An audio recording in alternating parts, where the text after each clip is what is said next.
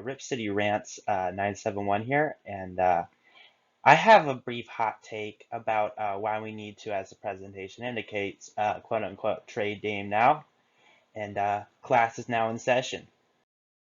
So before I dive right into my analysis, I would first like to lay out my personal qualifications as a basketball mind. Um, First of all, and most importantly, I played a season of Junior Varsity 2, aka JV2 in layman's, aka non-basketball players' terms, at a powerhouse, a relative powerhouse, in an extremely competitive conference. Additionally, currently I am a solid rotation player in various quote unquote beer league teams, that is rec league teams centered on having a good time, such as the underdog leagues, though I have been formlessly disbarred from most of them for raucous behavior, to put it mildly.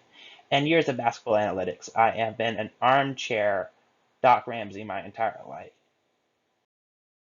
So, like, my main topics of contention here is that we need to, first and foremost, trade Dame, followed by firing Terry, etc. Bring back Myers, etc.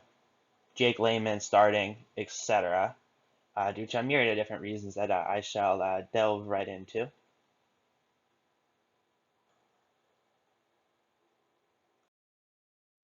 So here is a logical progression. Oh, no, excuse me, that's my next slide.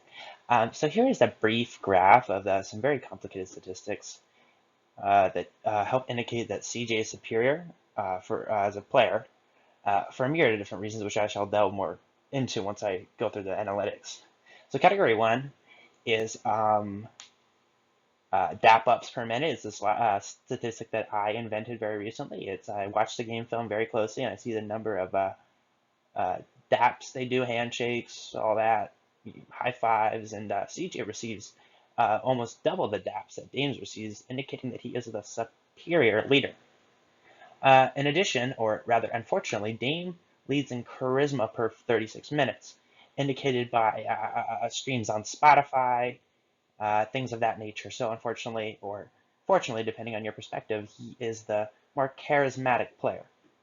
However, CJ bests him by a large margin in the final two categories, which are, sorry, I'm going over my notes. I'm a bit nervous. It's my first YouTube video, but nonetheless, the two categories are assists per 48 minutes and dunks per 37 minutes.